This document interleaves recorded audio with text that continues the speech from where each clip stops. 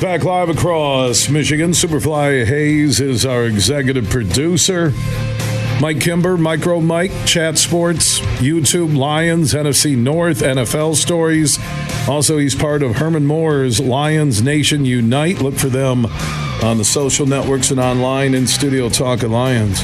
We were going through the depth chart earlier and trying to figure out weak spots on this team, Michael, and I'll just go through the depth chart for the audience quick, and that's updated with free agent signees and the draft class and undrafted free agents, everything.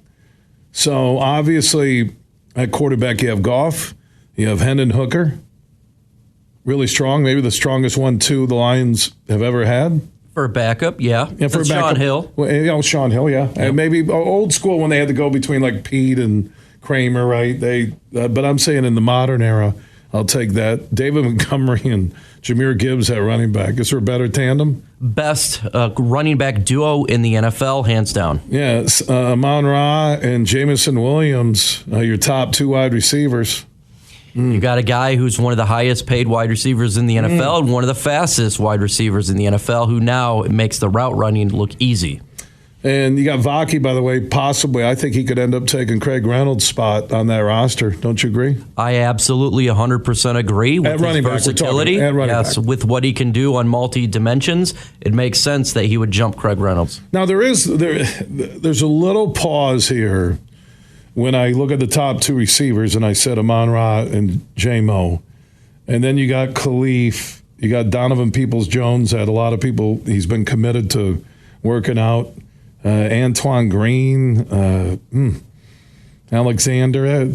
I still think there's a spot before the season starts for a veteran receiver to jump into that mix, because you got Laporta, you got Brock Wright, who took the deal. Detroit paid him instead of letting him go to the Niners. The depth at wide receiver is not a concern, but I'd like to see a little bit more there. And with the cap space that we currently have, we have flexibility if we need to make a move. And remember, there is a ton of players on other teams, and when they release to get to 53, you could pick some of them. And Robert Woods, who is with the Houston Texans, former player with Jared Goff at the Rams, he's on the roster bubble over there, so keep an eye on that. If they really wanted to do that, if he gets released. And the undrafted free agent who they gave priority money now, Isaiah Williams out of Illinois, he's a guy that could grab a roster spot. But I'd like an established veteran presence in there. Yeah, absolutely. And they can do that. They have the time right now to evaluate the players currently on the roster. And if they feel they need to make a move, plenty of time and space to get that done. So I mentioned Laporta and Brock Wright. That's a good 1-2 combo, if not great 1-2 combo at tight end. Decker, Glasgow, Ragnow, who says there's no talk of retirement inside his mind. Zeitler, who they picked up from the Ravens, and Penei Sewell. There's as good as any offensive line in football. The best offensive line in the NFL, hands down, and that's just the way that it is. You bring in Zeitler, who was a really good player for the Ravens over there. We lose Jonah Jackson. He comes in, and I think he's an upgrade, even at the age of 34. Backups, that could be, Skipper at both tackles.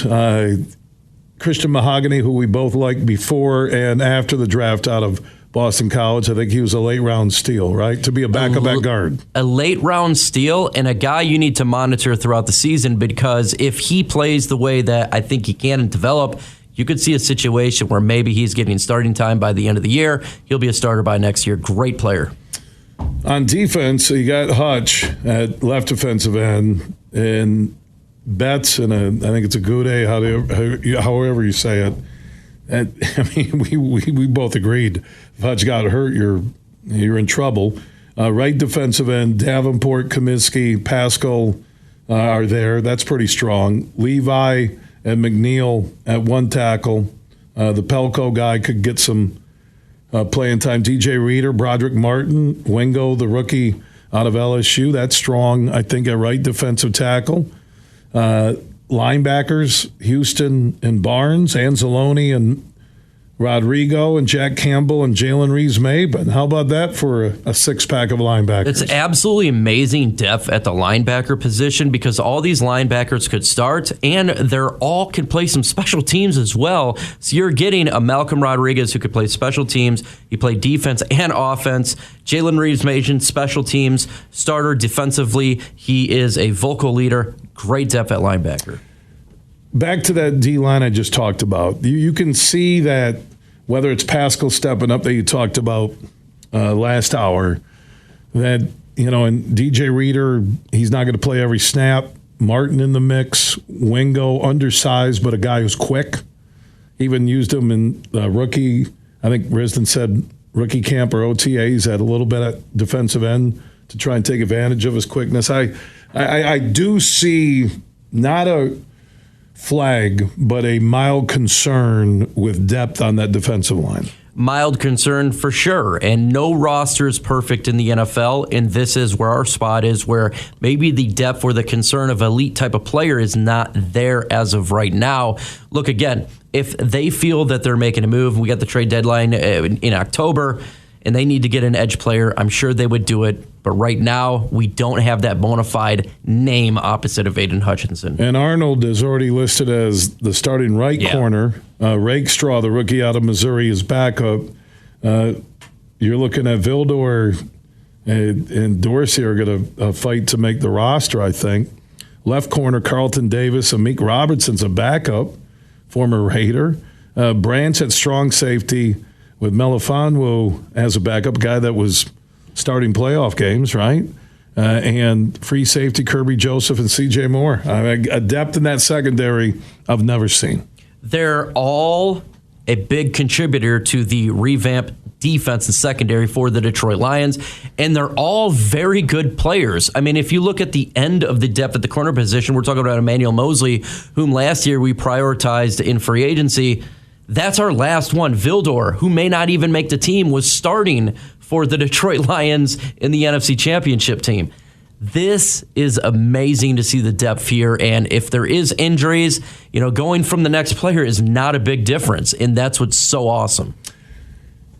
I love the backside. I love the back, seven and the depth, all that. And again, long as you stay healthy with guys like McNeil and DJ Reader, and we'll see what Davenport can give them. That left end who can emerge. It's Pascal. Kaminsky has a bounce back year.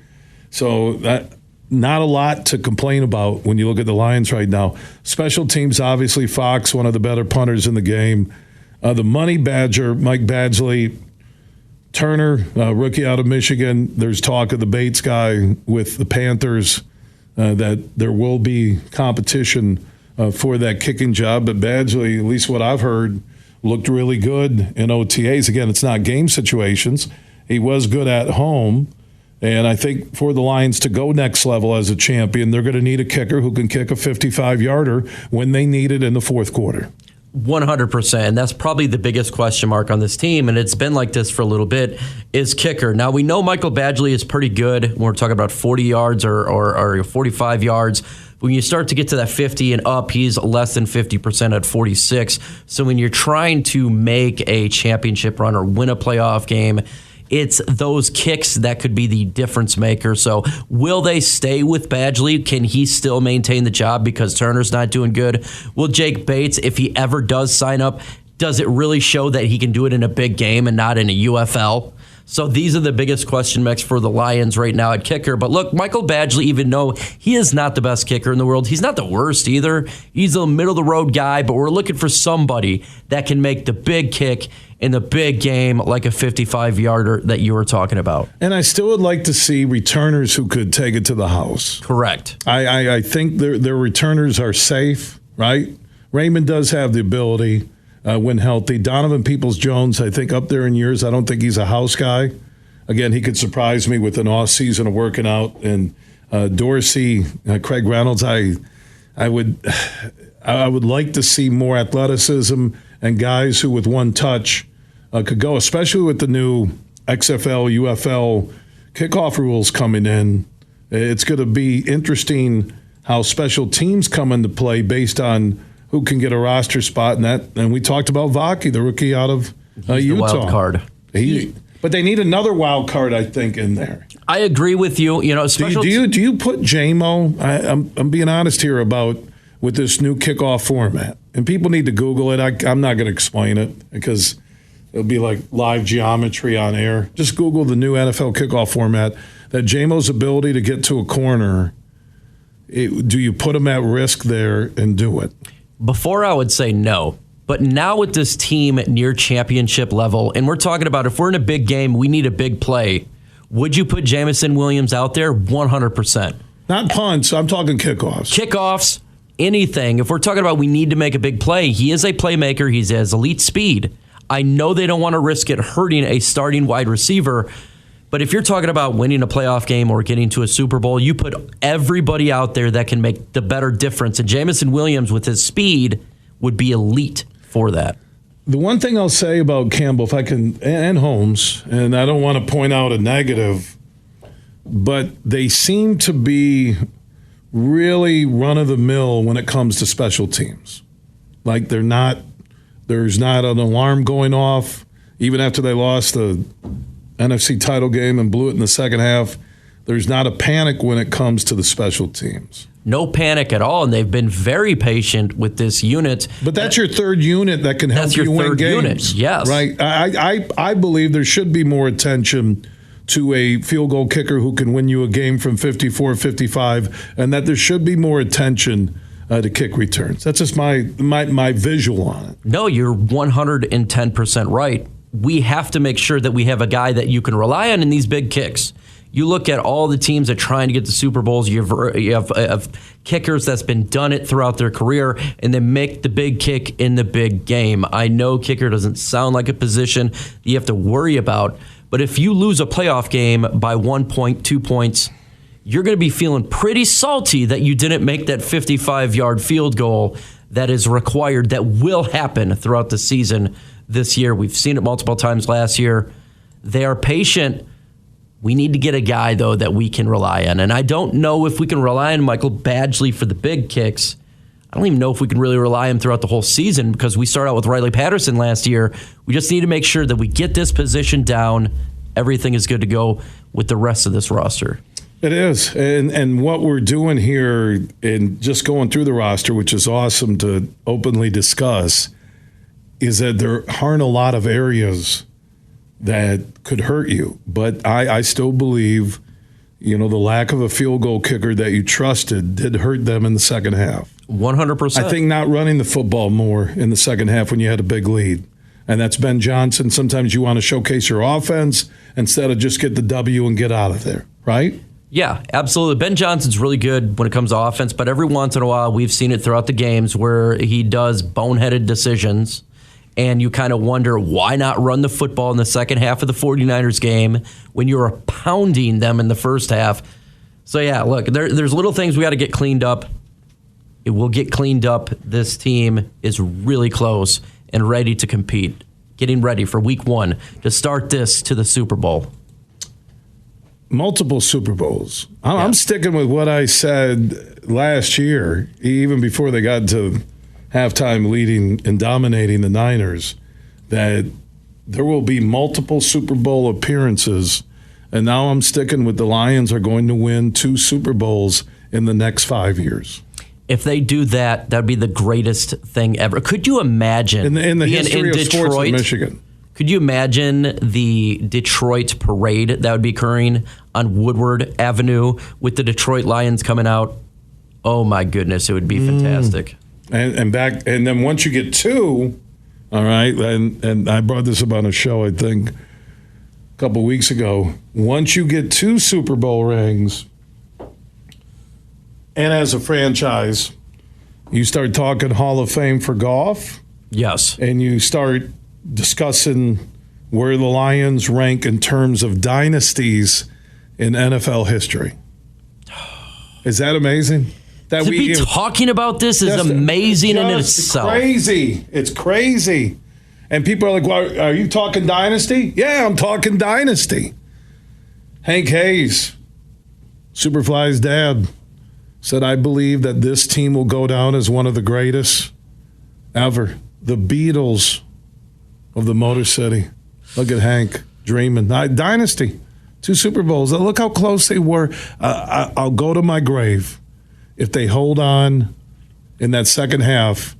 The Lions Nation would have taken over. You watch the draft, would have taken over Vegas. They would have found a way into that Allegiant Arena or stadium out in Vegas, and the Lions wouldn't have lost that game. And me and you would still be blazed from the hangover of Super Bowl victory. I can't. I am over it. It took a while, but just think about it, man. And they're building everything. And like I said, we're pointing out, okay, I'd like to see the 55-yarder whose money. I don't know if I'm going to rely on a guy from XFL meets UFL, whatever they call the league now. Badgley helped get him to the championship game. And he made his kicks. I know. Much better at home than on the road. But I think it was Risdon said that 20 Men told us from DetroitLions.com last week that he's had an off-season leg strengthening program and was booming it. But again, it's OTAs. It's not, season on the line. That's it. Those are things. Left end. A kicker that could nail a 55-yarder to give you a 2017 playoff win on the road. But I'm banking on, this is why I'm not worried about the road. And maybe the Lions are feeling this too. I think they're going to have home field advantage for multiple years. That they're not going to give it up. That you're not going to come into Detroit and beat the Lions in the playoffs. It's not going to happen. It's so loud at Ford Field, and the fan base is so jacked. I think it has moved to the toughest place to play in the NFL. Correct. What was the toughest place before the Lions? Kansas City. Right. Arrowhead on top of you. Green Bay in December or in January. And their crowd still, it's like a college game. If you've ever been to Lambeau, it's awesome. Yeah, so Lions are the number 1 home field advantage. They ended up the number 2 team in the NFC last year. They have strengthened their secondary. They have upgraded coaching at the D-line and secondary positions. They drafted Arnold. They got a true number 1 corner for the first time, maybe ever. And these players Davis, are young. And they got Davis, who may, if Rakestraw can develop, Davis may be, he's under, I think, a 1-year deal, right? 1-year deal. Yeah, $14 million or something. It's a pretty good number.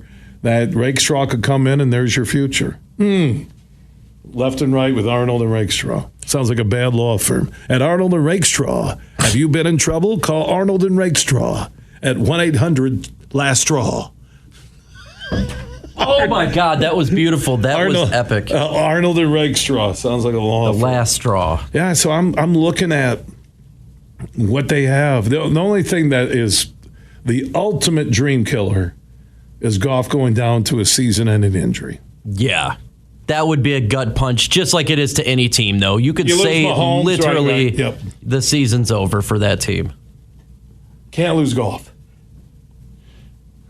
Excuse me, I had to sneeze. Well, what could I do? I can't turn off both mics. I had to sneeze. Sorry, I blew we're past COVID now. Yeah, but Fauci says still go get vaccinated. Okay, sure. All right, Fauci. I want you to just go count your money. Okay. Sneezing particles just went in my eyeball. Thank you. You're not one of those guys wearing your mask driving with your windows all rolled up, are you? Oh, I absolutely do that. I put the mask over my eyes as well. That's very, very good driving. Hello, we're with OSHA and safety tips when driving in Michigan. Put the mask over your eyes. That way the particles can't get in your eyes. Good luck turning left and merging on a highway where everyone's going 75. This message brought to you by Kimber. My name is Kimber. All right, buddy. This is good stuff today, wasn't it? Oh, it's great. It was really good to come out here, talk Detroit Lions with you and everybody listening. We're so close to the regular season. I can't wait. All right, before I let you go, though, Chicago, Green Bay, Minnesota, the off season for them. Who do you fear the most in the NFC North that could beat the Lions? Well, fourth, I have the Vikings. I don't think they're going to have a great year this year. They got some issues over there fundamentally throughout the both. Even though they drilled the Lions on Thanksgiving, but the Lions have a secondary now. So Jordan. Oh, Vikings didn't. Oh, the Vikings. Yeah. So I have them at 4. Oh, yeah, Vikings at 4. You got the Packers at 2, right? Got Packers at 2 right there.